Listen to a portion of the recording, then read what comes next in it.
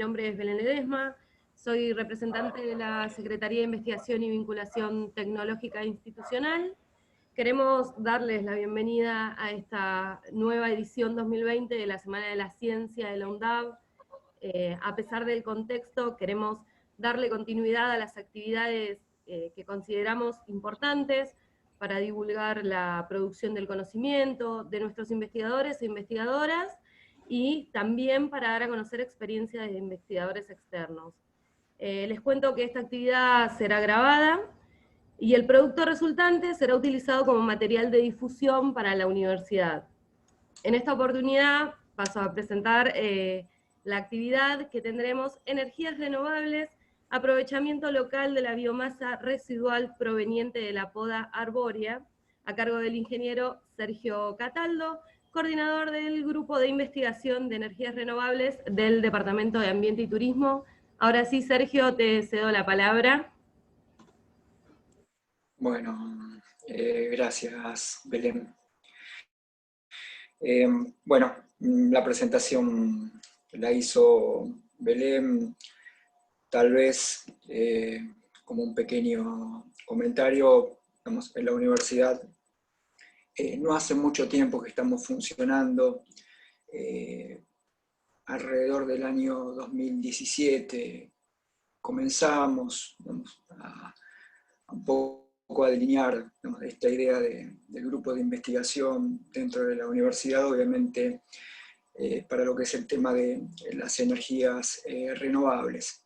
Bueno, no soy el único, digamos, en el grupo, ahí bueno, están las integrantes que me acompañan a lo largo del tiempo, y bueno, como bien decía Belén, nuestro trabajo va a estar enfocado sobre el tema de la recuperación y el aprovechamiento de los residuos de poda, digamos, con fines energéticos, y en este caso lo estamos analizando para lo que es el caso de la ciudad de Avellaneda o el municipio de Avellaneda. Uno de los tantos interrogantes que empiezan a aparecer cuando uno asume, digamos, estas cuestiones de avanzar con ciertos criterios del qué hacer, ¿no? Las preguntas que empiezan a aparecer cuando uno empieza a analizar, digamos, el tema de energías renovables. Bueno, un disparador fue, digamos, el tema de biomasa, y obviamente la biomasa vinculada, en este caso la biomasa lignocelulósica vinculada a lo que es la poda arbórea. Esto se enmarca, digamos, previamente, si queremos hacer un poco de una cronología, es común, creo, no solamente a las energías renovables, pero al desarrollo sostenible. Está enfocada en lo que las Naciones Unidas estableció, digamos, ahí por el año 2015, los objetivos del desarrollo sostenible, ¿no? Con una idea de plantear 17 objetivos a mediano plazo, todos ellos tratando de integrar diferentes dimensiones dentro, obviamente, de lo que es el desarrollo sostenible, donde, digamos, incluían la economía, la parte ambiental, digamos, y lo social. ¿Cómo es que se enmarca esto?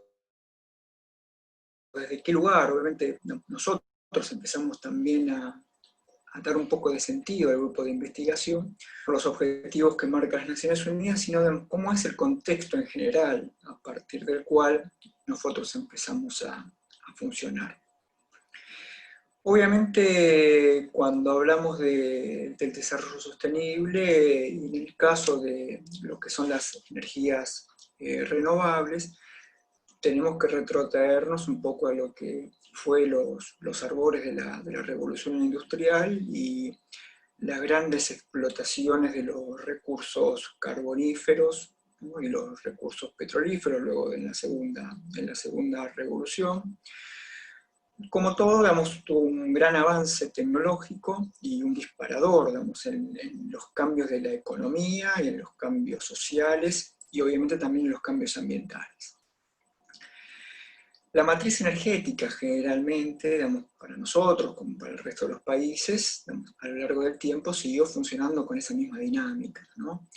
Teniendo a los combustibles fósiles, digamos, como matriz primaria para el resto de las actividades productivas. Obviamente el uso indiscriminado de los combustibles fósiles no hizo otra cosa a lo largo del tiempo empezar a aparecer, digamos, o evidenciar ciertos problemas sobre el ambiente a través del efecto de los gases de efecto invernadero. Obviamente, digamos, los grandes cambios climáticos, hasta los desastres climáticos que empiezan a aparecer, en algún punto uno empieza a naturalizarlos, ¿no? Asociar, digamos, como que realmente, digamos, lo que está sucediendo, digamos, es algo normal, digamos, y que obviamente donde empieza a aparecer ahí, digamos, un problema, ¿no? Que para nosotros entendemos que ese problema significa que el modelo actual, digamos, se encuentra agotado. Cuando hablamos del modelo, el modelo, digamos, tecnológico, a partir de la utilización de los recursos no renovables o los recursos fósiles. En este sentido, las Naciones Unidas implementa uno entre algunos de esos objetivos, digamos el objetivo número 7, que es el de garantizar el acceso a una energía asequible, fiable, sostenible y moderna para todos y todas. ¿Qué significa? Empezar a tratar de revertir esa matriz energética de manera de que de garantizar el acceso universal a los servicios energéticos asequibles, fiables y modernos, aumentar la proporción de energía renovable dentro de los que son el conjunto de fuentes energéticas que, digamos, implementan dentro de toda la matriz, y duplicar la tasa de la mejora en la eficiencia energética. ¿Desde qué lugar, digamos, aparece en este sentido este punto o este objetivo? Si nosotros dimensionamos dentro del contexto energético y asociamos que a nivel mundial, digamos, seremos algo así de 7.300 millones de personas que habitan este mundo, y pensamos que hay un 20% de esa población, prácticamente 1.400 millones de personas, que no tienen acceso a ningún tipo de servicio eléctrico. Vemos que realmente la matriz energética en algún punto, digamos, tiene una falla, no solamente con los problemas ambientales, sino con los problemas reales de poder acercar un bien, digamos, que resulta, digamos, no asequible para cierta parte de la sociedad. Si lo planteamos en un lugar mucho más cercano, como podría ser América Latina, ahí, digamos, estamos ahí en alrededor de 40 millones de personas que se encuentran en la misma situación. 40 millones de personas que no tienen acceso a un servicio eléctrico. En la Argentina, digamos, ese número, que es mucho más chico, pero igualmente importante, digamos, y asciende alrededor de 2 millones. 2 millones de personas que, digamos, se encuentran absolutamente aisladas o no conectadas con ningún tipo de fuente de energía. En ese sentido, las energías renovables, o a partir del objetivo 7 que plantea las Naciones Unidas, las energías renovables vienen a tratar de dar, digamos, esa solución, o a poner en discusión la matriz energética actual. Más allá del conocimiento, digamos, que podemos tener sobre el tema de fuentes de energía, energías renovables y no renovables, simplemente para ponernos un poco en tema, decimos que denominamos dentro del abanico, del espectro de las fuentes de energía, tenemos fuentes de energías no renovables, o aquellas donde la cantidad es limitada, o la forma digamos, de obtenerlas es limitada porque es un recurso finito, y estas obviamente están clasificando lo que conocemos como el petróleo, carbón, digamos, y el gas. Y después se encontrarían las energías renovables, energías que dependen de un recurso que es ilimitado, pero también lo tenemos al alcance de manera mucho más sencilla que las no renovables, y que la podríamos clasificar en energía hidráulica, geotérmica, eólica, solar, fotovoltaica y térmica, y nosotros en este punto nos vamos a centrar en lo que es la energía de la biomasa, y específicamente en aquella biomasa que para nosotros entendemos como biomasa residual. Vamos a ver las dificultades que tienen en sí la biomasa al momento de tener que evaluarla para poder darle un fin energético o evaluar esas características que puedan darle capacidad para que convertirlas con algún tipo de fin energético. Yo les decía que si nosotros mirásemos la matriz energética de nuestro país, y que no es demasiado variable a lo que sucede en muchos países del mundo, variarán en porcentajes en cuanto a la utilización de algún recurso fósil, pero está en general en los mismos órdenes. Fíjense que tenemos alrededor del 84-85% de la oferta de energía primaria, o sea, que de dónde nosotros tomamos los recursos, vinculados a un bien, escaso y obviamente con efectos nocivos sobre el ambiente, como en este caso es el gas natural y el petróleo, que abarcan prácticamente de la torta, el 85% de esa matriz. Luego tenemos una parte vinculada con la energía hidráulica, energía nuclear, algunas de las renovables, y entrarían las bioenergías dentro de la matriz energética en un 6,7%. Obviamente, el problema asociado al modelo energético, está vinculado desde este lugar. Las energías renovables vienen a tratar de darle un impulso a esta diversificación de lo que es la matriz energética en cuanto a lo que es la oferta de energía primaria. Argentina, en el año 2015, ligado a lo que fueron el desarrollo de los 17 objetivos de las Naciones Unidas, lo que establece es la sanción de una ley, que fue primero la 26.190 y luego fue una reglamentación con la 27.191, donde trata de tomar ese objetivo número 7 de las Naciones Unidas y ponerlo en forma de ley para establecer ciertas pautas o ciertos rangos de acercamiento a la diversificación de la matriz energética. En este caso, la ley 27.191, que habla del fomento de las energías renovables y más específicamente el fomento de la energía eléctrica a partir de fuentes de energías renovables, para decirlo correctamente. Y establece ciertos rangos de diversificación. Establecía que en el año 2018 el 8% de las fuentes que convirtiesen un recurso en energía eléctrica tendría que ser de una fuente renovable en un 8%.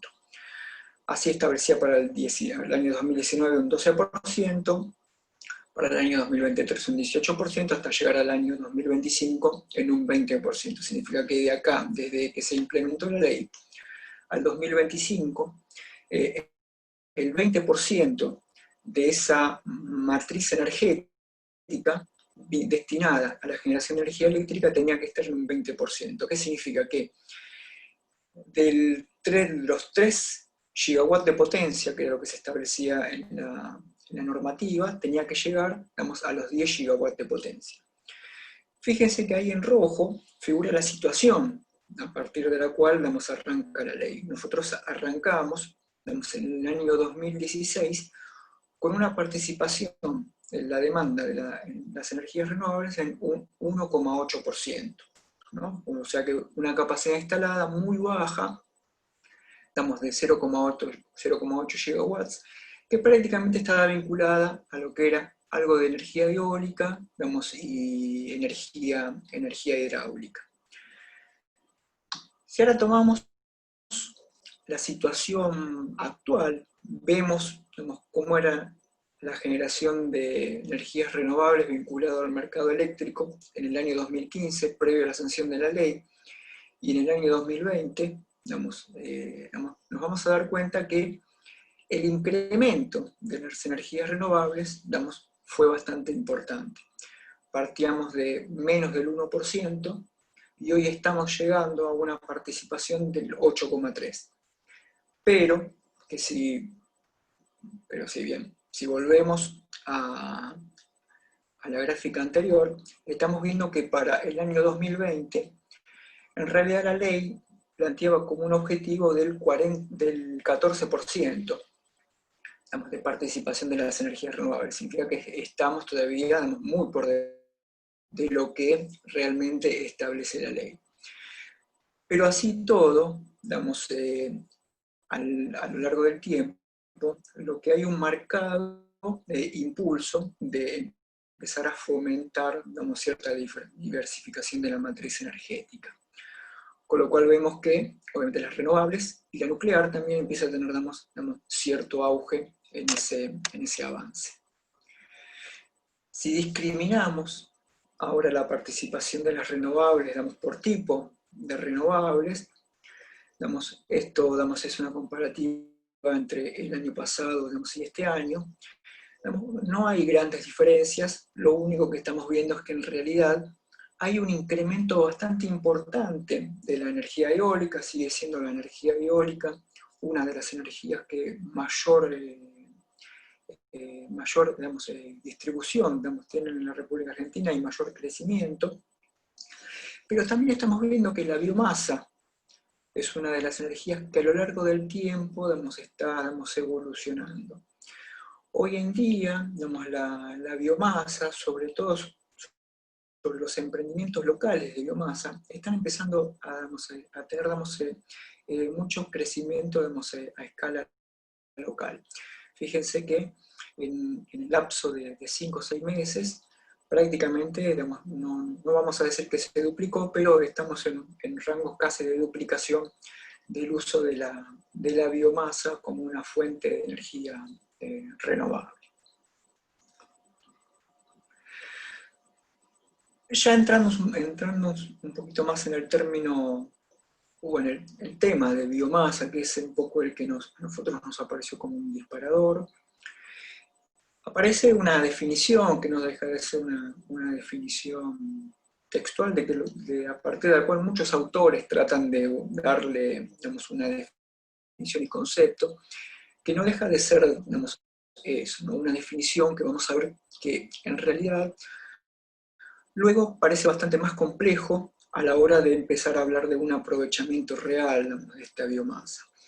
Como definición, básicamente nosotros podemos decir que la biomasa es la fracción biodegradable, de los productos o desechos de origen biológico procedente de actividades agrarias, incluidas sustancias de origen vegetal o animal, de la silvicultura, de las industrias conexas, incluidas la pesca y la acuicultura, así como la fracción biológica degradable de los residuos industriales y municipales. Obviamente, en toda esta definición, lo que queda en evidencia es que los recursos biomásicos provienen de distintas fuerzas, de distintas fuentes, diversas entre sí y heterogéneas entre sí. Y ahí es donde empieza la complicación, al momento no de dar una definición, sino que de empezar a buscar cuál es la utilidad que se le puede dar a una determinada biomasa, dependiendo de esas características que la va a identificar. Si ahora lo ponemos desde un lugar de la diferenciación de los tipos de biomasa, podemos decir que la podemos clasificar según su composición, en oleaginosos, alcoholígenas, amiláceas o lignocelulósicas, que no deja de ser simplemente la composición del tipo de biomasa, pero obviamente cada una de esa composición termina en un producto final, que en algunos casos no es común entre sí, sobre todo las oleaginosas, que son derivados directamente de biodiesel, pero después las oleaginosas, las amiláceas oleaginocelulósicas, aparecen distintos mecanismos de transformación, y a través de los diferentes mecanismos de transformación, una utilidad distinta de esa biomasa. Obviamente, ¿de qué depende? Bueno, un poco del análisis físico-químico que tenga esa biomasa que se está estudiando.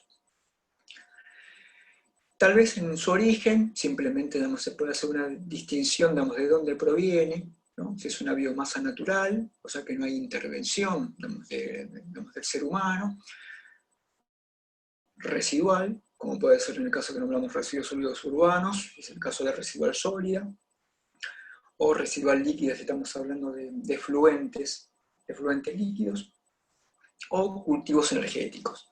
Y después, bueno, obviamente por su estado, sólida, líquida y gaseosa.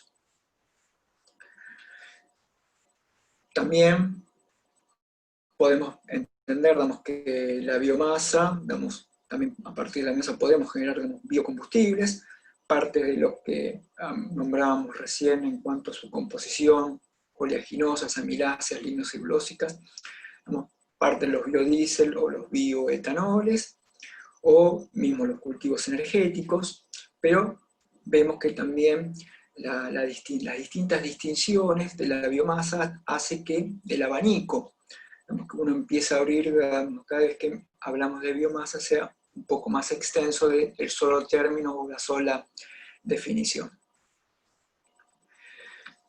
Si ahora lo queremos ampliar un poco más, vamos a ver que ya ahora los cultivos energéticos, como cultivos energéticos, empiezan a tener otro tipo de distinciones, si son cultivos acuáticos, si son cultivos poco frecuentes, o cultivos para producir solamente combustibles líquidos, o los cultivos, como es el tema del cultivo de la soja, o si tenemos biomasa vegetal, si es biomasa vegetal, de excedentes agrícolas, o biomasa vegetal, residual, si es residual industrial, residual agrícola, residual urbana, ¿no? O residual de productos ganaderos.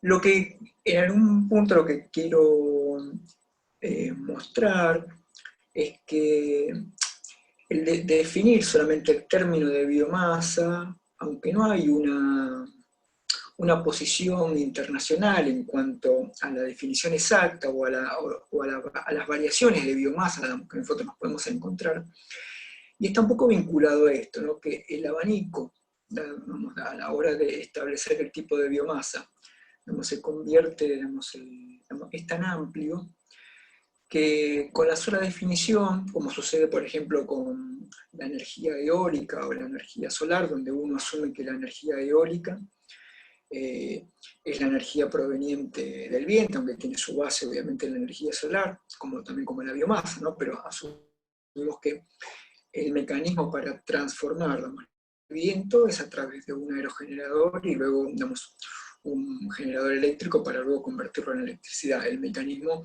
es así de lineal. Lo mismo que para la energía solar, tanto térmico fotovoltaica, el mecanismo es lineal.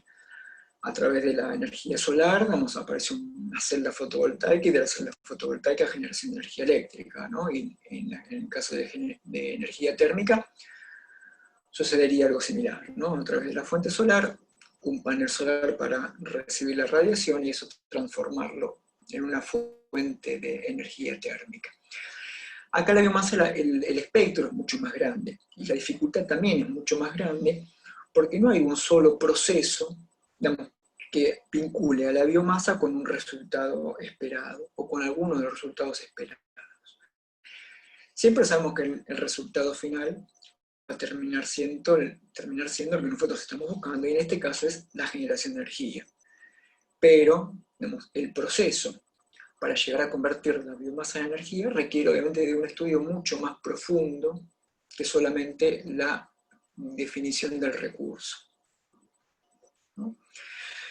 Si planteamos solamente lo que es biomasa, las fuentes de biomasa sólida, nos encontraríamos con este abanico de posibilidades, donde tenemos desde un bagazo hasta caña, hasta restos de caña, tenemos maíz, tenemos chispe de madera, tenemos pellets de RDF, o sea que acá el abanico, al hablar de biomasa sólida, obviamente también se ve que es mucho más amplio, y también cada uno de estos elementos tienen características diferentes entre sí, que obviamente esas características diferentes entre sí hacen que a la hora de analizar un proceso para transformarlo en energía, debe ser específico.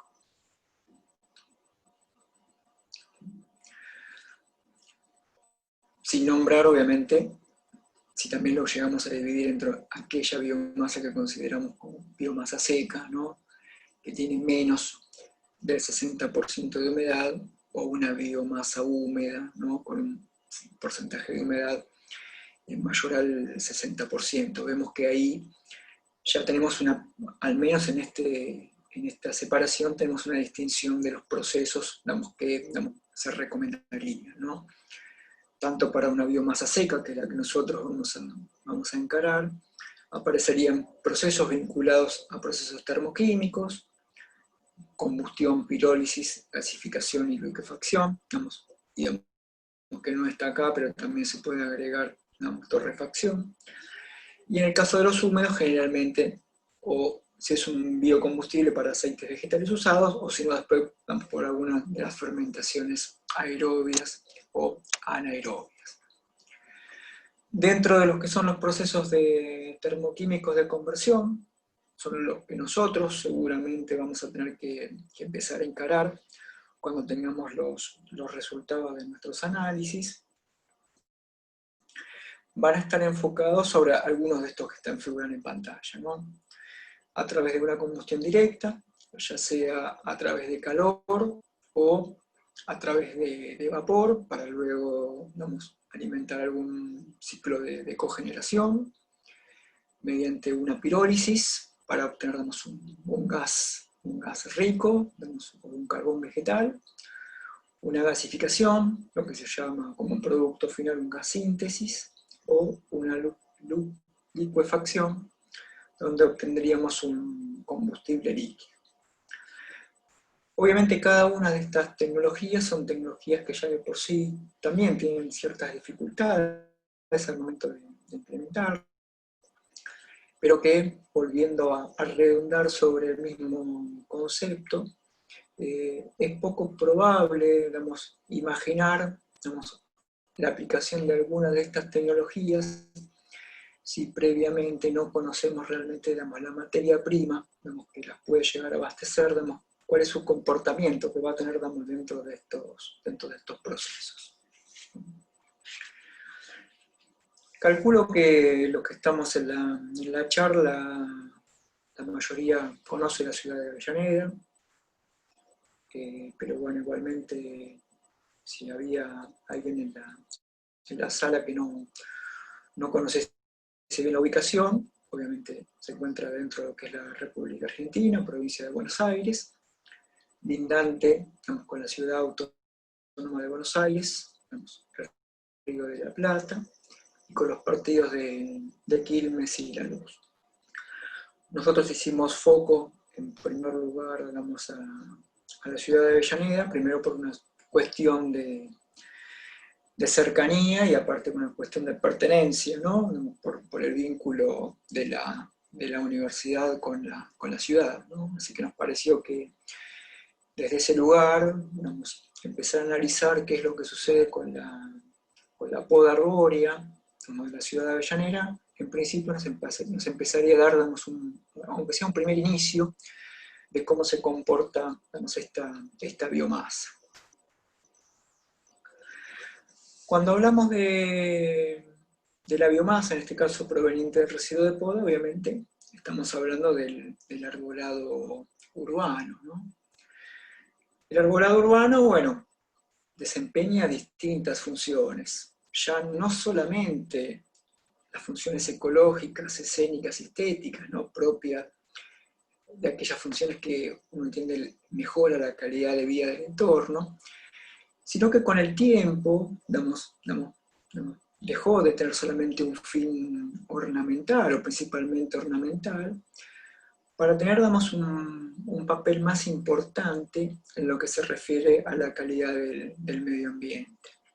Entonces, aquello que nosotros conocemos como arbolado urbano, ya, digamos, nuevamente, ya, digamos, aparte de digamos, esa categorización, ¿no? Digamos, de esos aspectos que hacen vestir, ¿no? el, digamos, el entorno aéreo de una ciudad, obviamente cumple con una función, digamos, ambiental vinculada, ¿no? Con la absorción del dióxido de carbono. Pero ¿qué sucede? Como en cualquier ciudad, Avellaneda obviamente no está exenta de esto, como parte del cuidado rutinario y planificado que se le da al espacio aéreo, generalmente en nuestra ciudad, dentro de los periodos de mayo a agosto, sucede esto, ¿no? Aparecen, digamos, distintos desechos de poda en forma de biomasa lignocelulosa, ¿no? Acá ahora ya empezamos a acotar un poco el término de biomasa. Ya no es cualquier biomasa, sino que ahora para nosotros la biomasa ya tiene ciertas características y en este sentido su composición va a estar dentro de los que se encuentra en la biomasa lignocelulosa.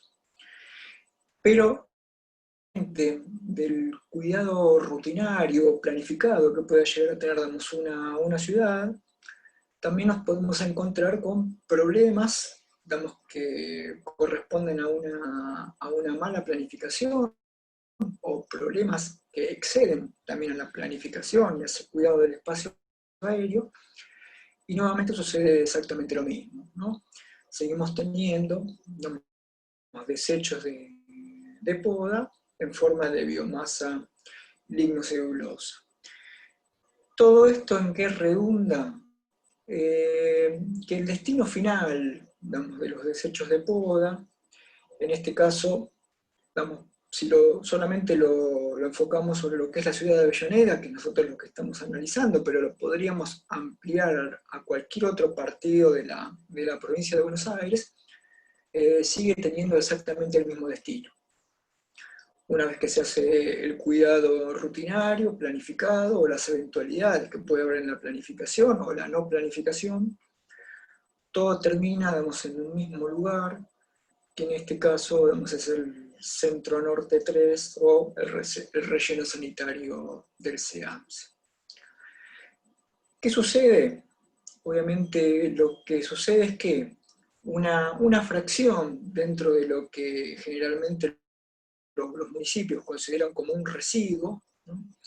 Y que la única utilidad, digamos, es disponerlos, en este caso en un lugar controlado como el relleno sanitario, perdemos capacidad, digamos, de aprovechamiento, en este caso porque sabemos que es una fuente de energía, pero a su vez también seguimos incrementando la emisión de gases de efecto invernadero vinculado a los servicios de transporte, digamos, de traslado de la inmensa cantidad, en este caso no solamente de los residuos sólidos urbanos, sino obviamente vinculado también a lo que es los residuos de poda junto con los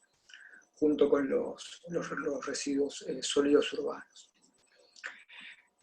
La ciudad de Avellaneda, digamos, esta es la fuente del CEAMSE del año pasado, destina anualmente, digamos, 160.000 toneladas de residuos sólidos urbanos. O sea que todos los años, al menos el último año, pero no hay grandes diferencias, se dispone 160.000 toneladas de residuos sólidos urbanos, y, digamos, dentro de esos residuos sólidos urbanos aparece un porcentaje, digamos, de algo así de 3.600 toneladas que corresponderían a residuos de poda, donde actualmente el municipio, de estos 3.600 toneladas, es una estimación que nosotros tenemos, digamos, todavía no pudimos evaluar la capacidad, digamos, real, pero que no va a estar muy lejos de lo que nosotros estamos estimando. De estos 3.600 toneladas, una pequeña fracción la destinan como un abono orgánico para su propio vivero municipal, y el resto sigue el mismo camino que los residuos sólidos urbanos, y en este caso, obviamente, el relleno sanitario, digamos, del CEAMSE. Nosotros entendemos que, bueno, dada la capacidad, en este caso, digamos, de generación de biomasa, nos pareció interesante, digamos, si pudiésemos encontrar, digamos, cuál es el mecanismo de termoconversión más apropiado. En primer lugar, no darle el destino que hoy tiene, y tratar además de poder generar, digamos, otro tipo de aprovechamiento, digamos, mucho más eficiente, si pudiésemos transformarlo en energía. ¿Bien? Acá encontré esta imagen que me parece interesante porque cuando nos pusimos a hablar, digamos, de la ciudad de Avellaneda, analizásemos, bueno, cuántos residuos de poda puede llegar a tener la ciudad de Avellaneda, ¿no? Pero encontramos este estudio, digamos, que partió de parte de la Secretaría de Energía, digamos, a través de la página de ProBiomasa, donde se muestra acá, digamos, cómo es la distribución o la oferta de la poda urbana en los distintos municipios, al menos que se encuentran dentro de lo que es el conurbano bonaerense. Y si vemos por el color de la imagen, nos estamos dando cuenta que más o menos, digamos, rondan dentro de la misma distribución, o sea, de la misma oferta. O sea que al analizar la ciudad de Avellaneda, creemos que esto, independientemente de que después tendríamos que evaluar, ¿no?, cuáles son las especies, ¿no?, que hay en los distintos partidos del conurbano, pero que en cantidad de residuos podemos llegar hasta asumir que, digamos, en proporción, obviamente, podemos encontrarnos con valores, digamos, de iguales características, ¿no? Obviamente va a depender mucho si los ejemplares arbóreos se encuentran ubicados en zonas donde hay, digamos, ciudades o en grandes centros urbanos, ¿no? Un poco la distribución, digamos, de los árboles que pueden haber en la zona, pero que así como lo vemos en la imagen, obviamente la distribución, digamos, es bastante amplia, y obviamente la cantidad, digamos, también es importante al momento de aparecer como un residuo, y que, como comentaba hace un rato, no se conoce de otro destino, digamos, que no sea exactamente el mismo para cualquiera de los municipios. De hecho, no hay experiencias, salvo que haya alguna experiencia que no hayamos encontrado, no hay experiencias que vinculen el aprovechamiento de los residuos de la poda arbórea vinculada con el aprovechamiento hacia una fuente de energía. Generalmente, digamos, los pocos usos que se le dan terminan siendo la transformación en compost, pero obviamente por la cantidad, digamos, que estamos hablando sería también inmanejable, digamos, la cantidad de toneladas de compost, no habría forma de poder, digamos, distribuirlos en una misma ciudad, con lo cual por eso, digamos, los municipios generalmente destinan una pequeña porción de eso para el abono orgánico, y el resto obviamente lo destinan al relleno sanitario. Pero independientemente de lo que vemos acá en el mapa, que es lo que sería una parte, digamos, del conurbano bonaerense, tampoco en la República Argentina vemos estudios que estén, digamos, válidos. Lo único que podemos encontrar, digamos, es una experiencia que se hizo en Santa Fe a través del INTI sobre algunas especies arbóreas, y después en algunos partidos también, digamos, del interior del país, donde se trata de darle una mejor planificación en cuanto a lo que es la poda urbana, ¿no? Que eso obviamente para nosotros también forma parte de de un tema a evaluar, porque como mostraba adrede, ¿no? Si hay una poda planificada, sin planificación, eso también nos va a delimitar, digamos, si esas características que va a tener, digamos, nuestra biomasa responden a las características propias de la biomasa o a una mala gestión en cuanto a la poda.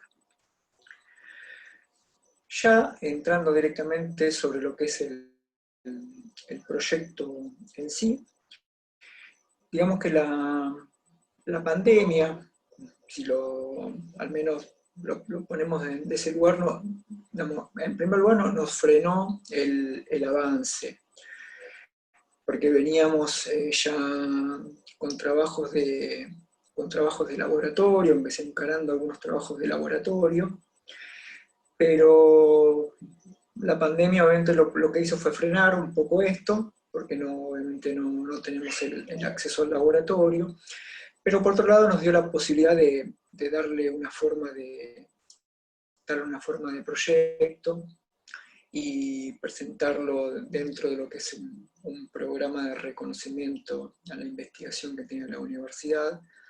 Así que, bueno, digamos, tratamos de capitalizar, digamos, aquello que no podíamos controlar, tratar de capitalizarlo y, digamos, tratar de darle ahora un enfoque más, digamos, para poder llevar adelante un proyecto con cierto grado, digamos, de investigación y que pueda dejar, digamos, al menos enmarcado la situación, digamos, concreta sobre un problema existente, ¿no? Para eso, la justificación del problema que nosotros vamos a investigar, un poco vinculado a lo que hablaba hace un instante, ¿no? Está claro que nuestra sociedad, tiene un desafío más que importante, sobre todo vinculado al abastecimiento de la cantidad, ¿no? Y el tipo de energía, ¿no? que consume, digamos, y digamos, ese porcentaje de dónde viene, ¿no? Sabemos que, como vimos en la matriz energética, viene vinculada a combustibles fósiles, sabemos que esos combustibles fósiles son combustibles escasos, son combustibles que se van a agotar, digamos, en el tiempo, pero a su vez también tienen consecuencias ambientales. Una de las alternativas que nosotros entendíamos y entendemos es que el empleo de las energías renovables, en este sentido, va a ir hacia eso, ¿no? Hacia la diversificación de la matriz energética.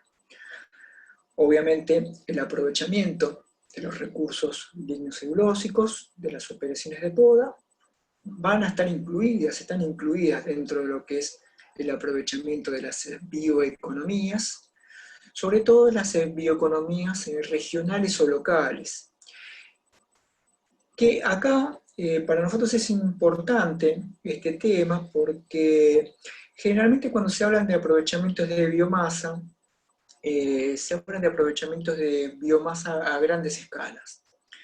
Y uno de los principales problemas o inconvenientes que tiene la biomasa es el traslado desde el lugar, de obtención hasta el lugar de transformación. Eso viene aparejado con costo de transporte, de movimiento y obviamente lo que por un lado necesitamos aprovechar como un recurso renovable, por el otro lado también lo estamos generando en gases de efecto invernadero por el transporte para llevar la biomasa de un lado a otro.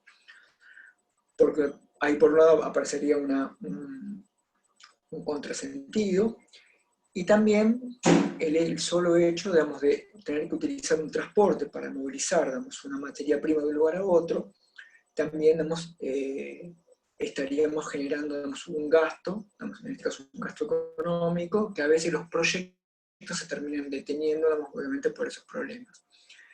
En nuestro caso, si nosotros, al menos como lo entendemos, si lo entendemos del aprovechamiento a escala local, entenderíamos que en la ciudad de Avellaneda, obviamente, todos estos traslados y todos estos grandes desplazamientos no existirían, salvo obviamente el desplazamiento requerido hasta un lugar de acopio, como hoy lo tiene, y luego damos una planta de transformación y de termoconversión. Con lo cual, a escala local, es mucho más viable, digamos, y de mucho mejor aprovechamiento. Obviamente, todo esto para nosotros no terminan redundando en ciertos beneficios, sobre todo beneficios a escala local, y además, digamos, con un bajo impacto ambiental, porque cierta cantidad, digamos, que hoy el relleno sanitario se está tomando como una cierta cantidad de residuos, hoy estaríamos eliminando esa fracción y, digamos, no solamente no destinándola al relleno sanitario, sino que además estaríamos tratando de darle, digamos, una eficiencia mucho más alta, ¿no?, que la que solamente el hecho de que sea un residuo.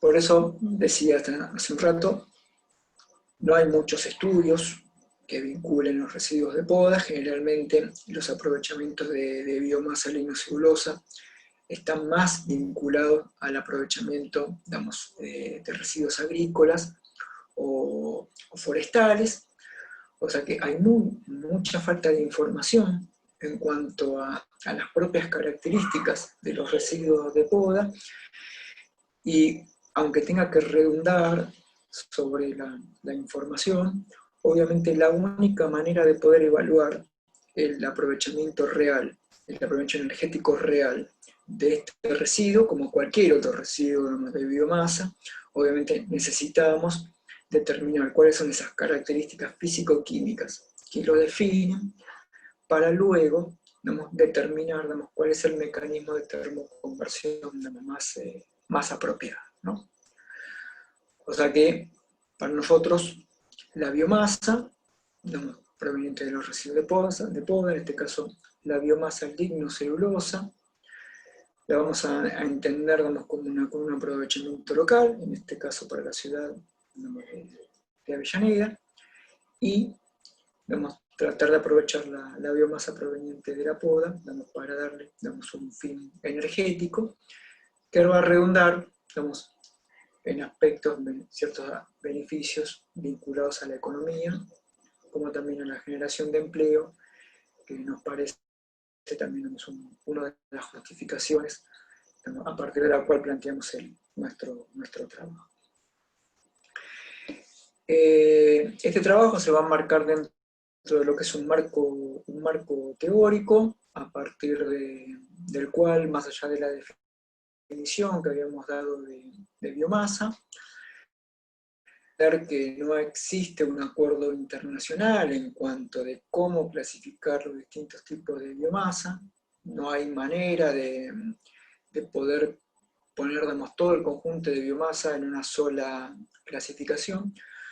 Solamente vamos a entender que el análisis propio de esas biomasas nos va a dar su verdadera identidad, o sea, el valor real, digamos, que puede tener. En este aspecto nosotros estamos planteando que para los residuos de la poda urbana, tanto lo que es los troncos, ramas, hojas, o todo aquello que se genere producto de la poda arbórea, vamos a hacer una caracterización física, química y energética, analizando el poder calorífico, o sea, analizar la cantidad de energía que tiene en este caso esta biomasa, analizar el contenido de humedad. El contenido de humedad es muy importante, porque nosotros entendemos que la biomasa que vamos a analizar es biomasa seca. No nos esperamos encontrar, obviamente, con valores superiores al 60% de humedad, porque si no estaríamos hablando de otro tipo de biomasa. Pero el contenido de humedad acá es muy importante, porque obviamente, a mayor contenido de humedad, esto impacta negativamente sobre el poder calorífico. ¿Qué significa esto?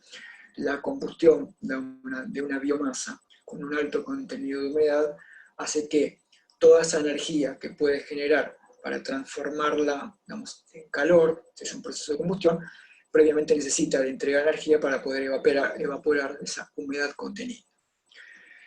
Dentro de lo que es el contenido de humedad, vamos a encontrar humedad intrínseca, o sea que propia de la biomasa, Y después humedad extrínseca, que va a depender mucho del momento, de donde se toman las muestras, o la época del año como ha sido, ¿no? Si ha sido muy lluviosa o ha sido muy seca.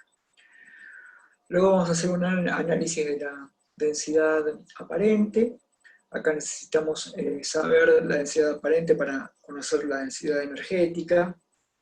Saqué la masa por unidad de volumen, que me va a entregar esto para determinar si conviene realizar un proceso de densificado o en las características que la encuentro la puedo directamente aprovechar sin un proceso de densificado. Cuando hablamos de un proceso de densificado, decimos, bueno, la podemos convertir en un pellet o en una briqueta. ¿De qué va a depender eso? Bueno, si la capacidad energética, digamos, en el estado actual, digamos, es importante o está dentro de valores que realmente, digamos, vale la pena utilizarla digamos, en ese estado, la utilizaremos en ese estado. Si vemos que en el estado natural su poder calorífico no satisface ciertas expectativas, tendremos que ir a un proceso de densificación. Y luego haríamos un análisis, en este caso análisis químico. Nosotros vamos a hacer un análisis inmediato, donde vamos a hacer un análisis de cenizas, materias volátiles y carbono fijo. En este caso, el material volátil o la materia volátil constituye la fracción que es más representativa de la biomasa, ¿no? O sea que la biomasa generalmente arde a muy baja temperatura y esto se debe a la materia volátil. El carbono fijo es el carbono que le queda luego del proceso de volatilización y que hace que digamos, la biomasa genere calor, ¿no? Digamos, en un proceso de combustión. Y luego aparecerían las cenizas, que en este caso las cenizas es la parte no deseable o no deseada dentro de la biomasa, porque estaríamos hablando de los inorgánicos. O sea que todos los inorgánicos que tienen la biomasa, que en la medida que se incrementen, lo que van a hacer es incrementar la propia calidad de esa biomasa. Va a tener cenizas, obviamente, como cualquier otro material, está compuesto de cenizas. Lo que hay que analizar si esas cenizas son cenizas propias de la biomasa o son, digamos, inertes que se han incorporado debido a una mala gestión o al acopio en lugares digamos, no adecuados, ¿no? Bueno, todo eso hace, o todos estos parámetros, hace que nosotros tengamos que evaluarlo para determinar, digamos, cuál es el uso real como combustible, ahora, digamos, proveniente de la poda urbana. Para nosotros, la hipótesis que nos planteamos en este trabajo de investigación es que la biomasa lignocelulósica residual proveniente de la poda de árboles ornamentales de la ciudad de Avellaneda posee un potencial energético para ser utilizado como biocombustible mediante algún proceso de termoconversión y posiblemente mejoraría su eficiencia si se realizara una poda selectiva de especies. Esto es lo que queremos demostrar. A partir de esta hipótesis es que nosotros empezamos el trabajo y es tratar de demostrar esta hipótesis o en todo caso refutarla porque no obtuvo los resultados que nosotros esperamos o nos planteamos. Los objetivos que nos planteamos dentro del trabajo, en este caso como objetivo general, es evaluar las características físico-químicas de la biomasa lignocelulosa proveniente de los residuos de poda del municipio de Avellaneda, a fin de cuantificar el potencial energético para su conversión en biocombustibles. Y dentro de lo que son los objetivos específicos del trabajo, tenemos que analizar obviamente las propiedades físicas, como el contenido de humedad y densidad, determinar las propiedades químicas a través de un análisis inmediato, las propiedades energéticas de la biomasa, y luego hacer una cuantificación potencial de generación y energético, digamos, de la biomasa que vamos a analizar. lo que nos resultó interesante, que aunque en la República Argentina no hay estudios, o al menos esos avances que hemos encontrado muy aislados en algunas prácticas, en otras partes del mundo, digamos, el aprovechamiento de los residuos de poda sí se utiliza. Esto obviamente nos da a nosotros también nos da una pauta que desde algún lugar vamos a poder encontrarle alguna posibilidad, de conversión energética. Por ejemplo, la Universidad de San Carlos en Brasil lo que hizo fue evaluar la producción de briquetas a partir de los residuos de la poda urbana y el bagazo del caño de azúcar. Lo que evaluó la Universidad de San Carlos fue características energéticas de briquetas utilizando distintas mezclas de residuos de poda y bagazos de caña de azúcar, donde como resultados obtuvieron que en las distintas mezclas que fueron analizando, encontraron que en las mezclas donde había mayor proporción, de residuos de poda que de bagazo de caña de azúcar, el poder calorífico era un poder calorífico bastante más elevado que para el resto de las mezclas y con buenas características físico-químicas. Por lo cual eso es un avance que se le puede dar a este residuo. También en Chile se hizo un estudio similar a través de clones de Paulonia y de Miscatus, también para la producción de energía, donde también se evaluó a través de un análisis próximo y calorimétrico para determinar las características de estos clones, también determinándose cierta aptitud para la producción de calor, dada la baja temperatura de ignición que poseían los residuos de poda. En Tayikistán también encontramos otro estudio, aprovechando también, en este caso, ramas de albaricoque, o ramas de la poda de albaricoque, para convertirlas en un combustible alternativo.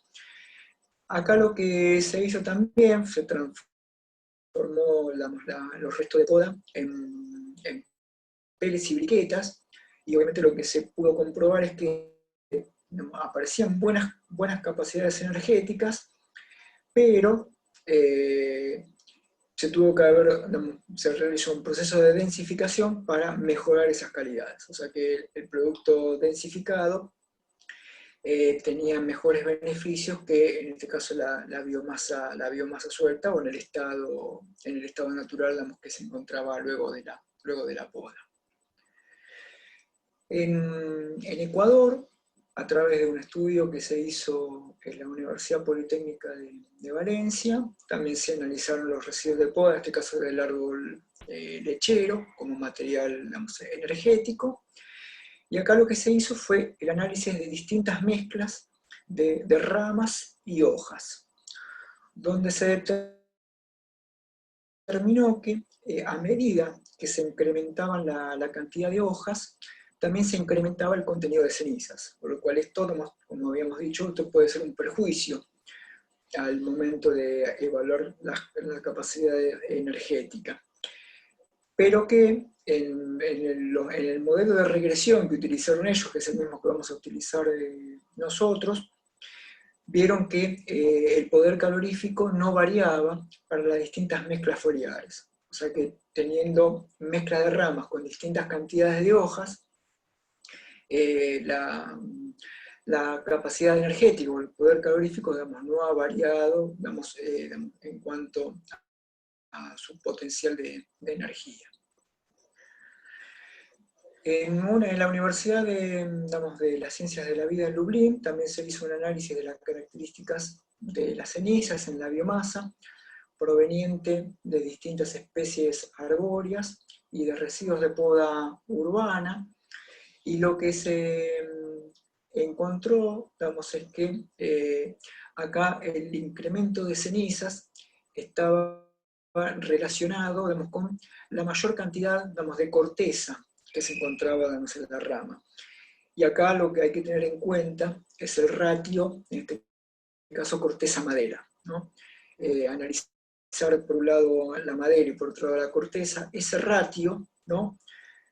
Que estudiaron que a mayor ratio corteza-madera, lo que apareciera una disminución poder calorífico vinculado al mayor contenido de ceniza, ¿no? Como que las cenizas se acumulaban, en las cortezas. Obviamente, esto nos da la pauta que en ramas de gran tamaño, ¿no? O de gran diámetro, el ratio corteza-madera va a ser muy bajo. Ahora en ramas de muy bajo diámetro, en ese caso obviamente el ratio corteza-madera seguramente va a ser más elevado, con lo cual más posibilidad de poder encontrar, cenizas alojadas en la biomasa. En Tucumán, en este caso se hizo no una poda arbórea, sino que se hizo de la poda de un cítrico, en este caso en la provincia de Tucumán, en la poda del limón. Y acá lo que se analizó es en dos estados distintos, fase verde y fase seca. Fase verde directamente de la poda directa, y fase seca luego de un proceso, de estacionamiento, tratando de eliminar, el contenido de humedad. Lo que se comprobó, en este estudio, es que el poder calorífico, ha sido, bastante elevado para la fase seca, pero que en la fase seca también es lo que se ha logrado, con un contrasentido, mayor cantidad de cenizas. Que seguramente, esto se debe a una mala disposición o a un mal lugar de alojamiento del proceso de secado, ¿no? Con lo cual se han incorporado inertes en el estacionamiento, y obviamente estos inertes han provocado mayor incremento de cenizas. Y tenemos un estudio que se hizo en la Universidad de Córdoba, en España, donde se analizaron, las características físico-químicas de biomasa leñosa de distintas especies arbóreas. Y prácticamente, con los mismos resultados que uno de los estudios anteriores, ¿no? Analizando las ramas con solo corteza o las ramas con solo madera, ¿no? Analizando la corteza por un lado, analizando la madera de las ramas por otro, y luego analizando las mezclas. Y con iguales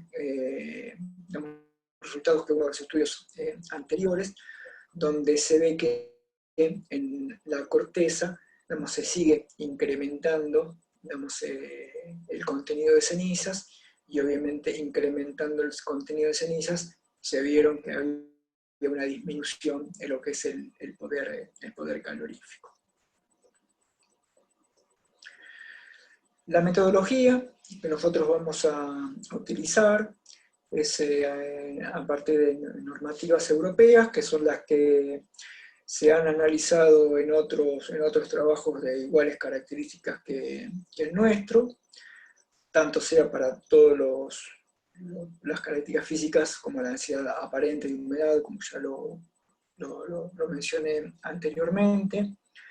Lo mismo para las normativas europeas, tanto para las características químicas del contenido de cenizas y el contenido volátil, y luego la determinación del carbono fijo, que sale por diferencia en 100 de las dos unidades anteriores, ¿no? De las cenizas y los volátiles. Y en este caso, la determinación del poder calorífico, lo ideal es realizar un estudio por calorimetría, pero nosotros, al no contar con un calorímetro, lo que vamos a hacer es un estudio que encontramos a partir de una regresión de un modelo matemático que vincula al contenido de cenizas, volátiles, carbono fijo y humedad, que tiene una aproximación bastante real a lo que podría dar un calorímetro. Así que en cuanto a la determinación del poder calorífico, nos vamos a basar en un modelo de regresión matemático para poder calcularlo. Todo esto, no me acuerdo si lo mencioné. ¿Por qué estamos haciendo, esto? Obviamente nos estamos aprovechando la capacidad que tiene nuestro laboratorio, ¿no? El laboratorio de ciencias ambientales que tiene la universidad. Así que tratando de acomodar un poco el estudio con el equipamiento, y a partir de poder aprovechar el equipamiento, tratar de darle el mayor valor agregado al estudio que estamos haciendo. Lo que nos pareció importante es que si lo planteamos, ¿cuál es el uso ahora real que puede llegar a tener la biomasa? Y queremos medirla o darle, una cuantificación real.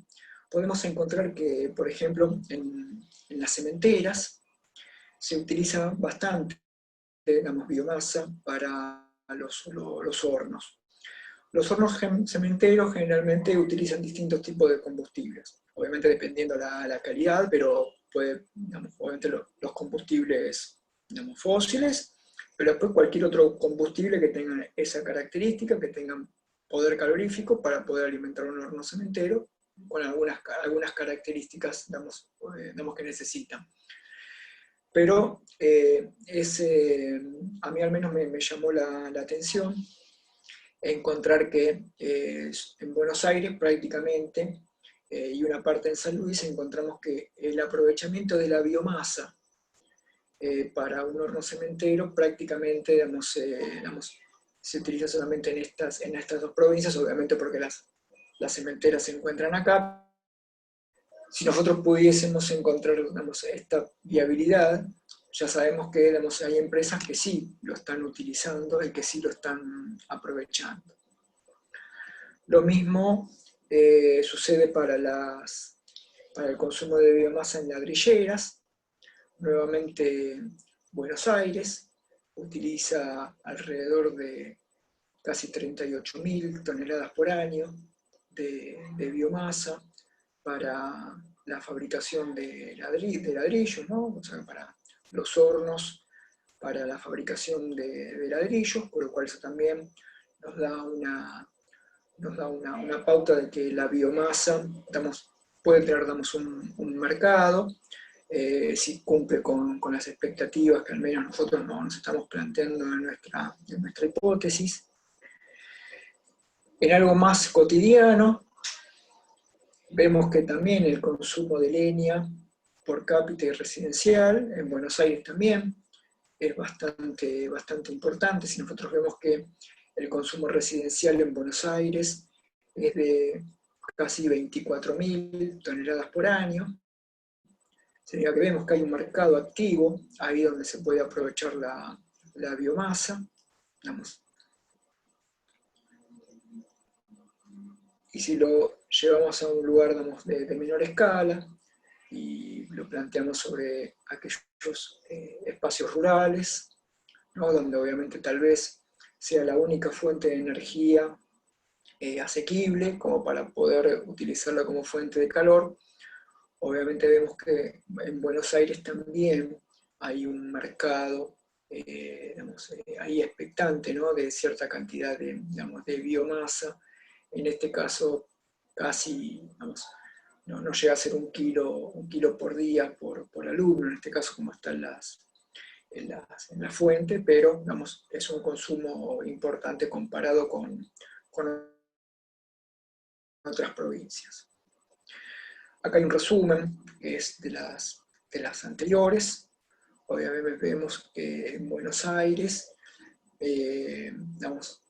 se llega a utilizar por año para las actividades mencionadas.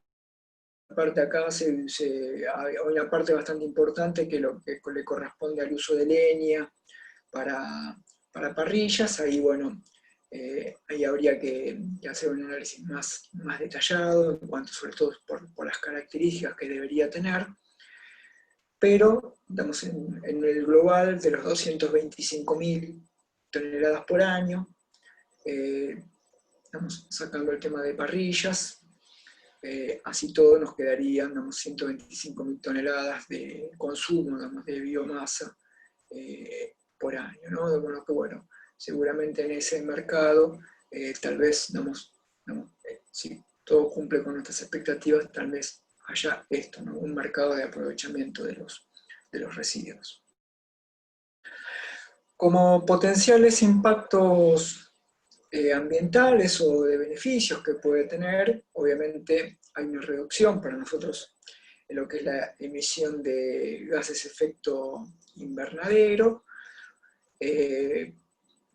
Obviamente para hacer un análisis más detallado ya habría que hacer un análisis, bueno, cuáles son todos los combustibles que se involucran en un proceso de poda, para analizar realmente esta reducción de cuánto es, pero obviamente el solo hecho de darle una utilización distinta a la que hoy tiene, ya de por sí evitando la circulación de una N cantidad de transportes para llevar los residuos a otro lugar alejado, eso hace que aparezca una disminución en los gases de efecto invernadero, más obviamente el carbono de por sí que para nosotros entendemos el carbono neutro, ¿no? En las emisiones propias de la poda o de los residuos de poda en sí. Encontramos algo importante que es la sustitución de la biomasa tanto para uso térmico como para uso eléctrico, a través de un combustible fósil, y en la sustitución vemos que para el uso térmico, o sea que para la generación de calor, prácticamente no hay diferencias, estamos prácticamente en un 85%, o sea, en relación, un 8 a 9. Prácticamente da lo mismo utilizar, un combustible fósil que una biomasa. O sea que generaríamos exactamente la misma energía. En cuanto a la generación de electricidad, tiene ciertos condicionamientos. La capacidad sería de la mitad, o sea, sería está en 0,25 contra 0,50 para plantas termoeléctricas del ciclo Rankine, ¿no? O sea, para la generación de energía en trabajo mecánico. Habría que evaluar el material particulado, como todo proceso de combustión emite hacia la atmósfera, material particulado. El material particulado es uno de los contaminantes primarios, que están reglados por normativa y obviamente existen diversos procesos, mecanismos de limpieza para evitar o minimizar la emisión de particulados, pero bueno, sería uno de los temas que habría que analizar en el caso de tener que hacer una evaluación de la incorporación de material particulado hacia el ambiente, ¿no? Y lo que creo que mencionaba en algún momento de la charla, la creación de empleo, entendemos que es una creación de empleo directo, no solamente por el proceso de poda en sí, sino que el proceso de transformación requiere de mano de obra y el proceso de conversión también requiere mano de obra. Que bueno, como cualquier proyecto, después en todo caso va a haber que evaluar realmente cuál es esa sustitución, ¿no? de combustibles fósiles en creación de empleo y conversión directa en salarios, ¿no? En la práctica o en la realidad marca que la estimación que solamente del mercado fósil que se sustituye por biomasa, hay una décima parte o una octava parte que va para salario, ¿no? Con lo cual aportaría el cambio de sustitución acompañará en un octavo, un décimo el valor del mercado en cuanto a lo que es el salario. Y bueno, estaba la presentación. Bueno, les agradezco la atención. Antes de las preguntas, no sé si las hay, quería agradecer a la Secretaría de Investigación por la posibilidad de abrir este espacio de divulgación para comentar esto, ¿no? Mucho de lo que nosotros hacemos, que son trabajos de investigación. Agradecerle al Departamento de Ambiente y Turismo, de la mano de Ricardo y de Fernando, que siempre están abiertos a sugerencias y a nuevas propuestas en lo que se hace al trabajo en la universidad, y también un agradecimiento a Natalia Capelletti, la encargada del laboratorio de la universidad, que nos ha abierto las puertas para que nosotros tengamos toda la libertad como para poder trabajar y llevar adelante este trabajo, ¿no? Y obviamente agradecimiento a los que me acompañan en este grupo y hacen que esto tenga un sentido, digamos, además bastante más importante. Así que bueno, de mi parte hasta acá la presentación, y bueno, quedo abierto a las preguntas si es que hay alguna.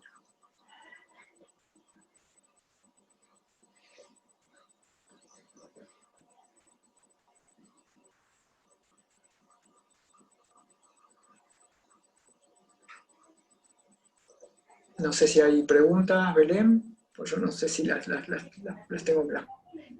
Paso a leer los comentarios del chat, así está saltando. Bueno, Ricardo Serra decía, excelente Sergio e integrantes del grupo de investigación. Gracias a la CIPTI. Victoria nos decía, muy buena investigación, sigamos investigando energías más piolas. Melissa, excelente presentación Sergio. Carla, muchas gracias por la presentación, muy interesante la investigación. Paula nos dice, muchísimas gracias por el trabajo realizado. Mi pregunta es, ¿cuándo se va a presentar la investigación en el municipio? Bueno, nosotros en realidad, como les dije, estamos en estamos en la etapa de presentación. En realidad nosotros arrancamos con el proyecto de investigación, empezamos a tomar algunas muestras, pero bueno, nos cortó la pandemia y tratamos de, bueno, darle una formalidad a lo que es la investigación, y presentamos el proyecto para el programa APRICA, que es de la universidad. Asumimos que todavía no tuvimos respuesta. En cuanto tengamos respuesta y pase la pandemia, seguramente retomaremos los trabajos en el laboratorio, y si marcha todo bien, digamos, si el año que viene ya estamos en condiciones de volver, y ojalá eso así sea, en el lapso de un año ya el trabajo para el año que viene ya el trabajo lo tendríamos terminado con los resultados correspondientes. Perfecto, bueno, Adriana nos decía muy interesante, Javier, muy buena presentación. Así que bueno, si algún otro participante tiene alguna pregunta para hacer, los invito a que abran el micrófono y pregunten. Yo le quería hacer una pregunta, ¿puede ser? Sí, sí. sí. Que en la metodología estaban hablando sobre las diferentes propiedades que van a determinar. Quería consultarles si tenían chipeadora para transformar los chips propios, o se los hace el municipio esa etapa, y qué tipo de chipeadora tienen. Mira, el municipio, luego que hace el proceso de poda, lo chipea en el ecopunto, lo que llaman el ecopunto. A partir de ahí aparece toda la mezcla de las distintas podas que realizan. La salvedad que nosotros hacemos es que, en primer lugar, que nosotros no tenemos un convenio con el municipio. Esto es un trabajo que le dé la universidad sin ningún tipo de convenio. Y otra de las cuestiones es que, al menos de lo que nosotros estamos informados, ¿no? El municipio no hace una poda selectiva. ¿Qué significa esto? De las distintas especies arbóreas que hay en la ciudad, no distingue entre unas y otras, sino que tiene algún mecanismo de planificación que a priori nosotros, al menos de los que nos dicen el municipio que no hay establecido, tal vez sí está establecido, lo desconocemos, pero independientemente de esa planificación o falta de planificación, toda la poda arbórea va a un mismo lugar donde se chipea y luego se mezcla. Para nosotros, en principio, la metodología va a ser utilizar, digamos, el chipeado tal cual se encuentra en origen. O sea que una vez que pasa por la chipeadora, digamos, la tomamos y la analizamos. Seguramente, si analizásemos por especies, tal vez esto, digamos, tenga otro, obviamente sería otro proyecto, pero digamos, eso también, digamos, acomodaría mucho, digamos, los resultados. Pero en principio, como el trabajo, o al menos como hoy se realiza de esta manera, nosotros como una primera aproximación queremos analizar lo que sucede en la manera que se hace. En todo caso, después, luego que tengamos los resultados, haremos alguna evaluación de todo esto y haremos alguna recomendación si corresponde o no. Y una sugerencia, tal vez tener en cuenta posiblemente la granulometría, la clasificación de los chips, porque capaz les va a venir bien en caso del día de mañana, si necesitan densificar por algún producto, van a tener que partir de un tamaño chip completamente distinto al que tenés en la mezcla ahí, todos juntos. ¿Entiendes lo que te comento? Sí. Bien, Eso de gracias. antemano, como sugerencia, capaz que le vendría bien tenerlo en cuenta para el día de mañana, si después el producto final que da como resultado la investigación llega a ser un peletizado, van a tener que saber con qué materia prima cuenta. Entonces, en la clasificación de chip va a ser importante saber cuánto, de qué tamaño tengo, para saber, bueno, qué volumen de esas 3.600 toneladas que me da de poda, anualmente cuánto tengo de qué y de qué tamaño. Eso me parece que va a ser un dato interesante para tenerlo, digamos, en resguardo para el día de mañana, ¿sí? Sí, sí. Para no quedar esa sugerencia, pero bueno, por experiencias que hemos tenido nosotros acá, ha venido bien esa situación, ¿sí? Bien, te agradezco. No, no. Pregunta, Sergio. Sí. Para ser integrante del GIDAR, ¿cuáles son los requisitos? No hay algún, bueno, nunca nos planteamos un requisito.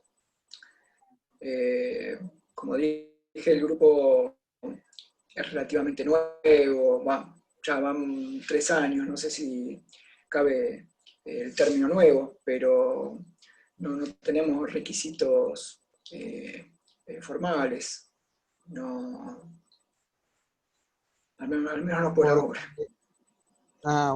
Porque, digamos, me gustaría integrar esa parte, ¿no?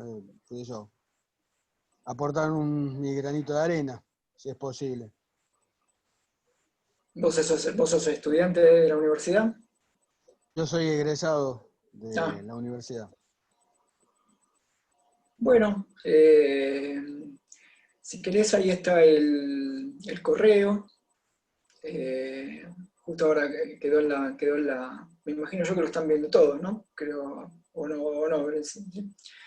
Eh, está, está el correo del grupo, en todo caso, escribime porque el correo lo leo yo generalmente y, bueno, obviamente, hoy en este momento está claro que es poco pensado poder ponerse a encarar algo nuevo, pero creo que una vez que pase la pandemia, tranquilamente podés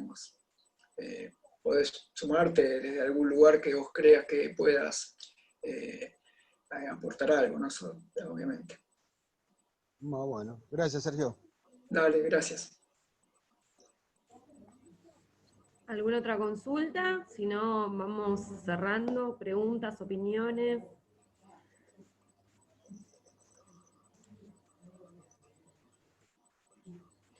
Bueno, Sergio, muchísimas gracias. Agradecerte a vos, la charla estuvo impecable. Al grupo de investigación y a todos los y las participantes, la verdad que fue un placer compartir con ustedes. Ahí tenemos otro mensaje. Me re gustó la charla, voy a escribir al mail, así que bueno, tenés muy buenas opiniones. Muchísimas gracias, Sergio, y a todos y todas. Bueno, gracias, Belén. Un saludo para todos y todas. Chao, hasta Adiós. luego.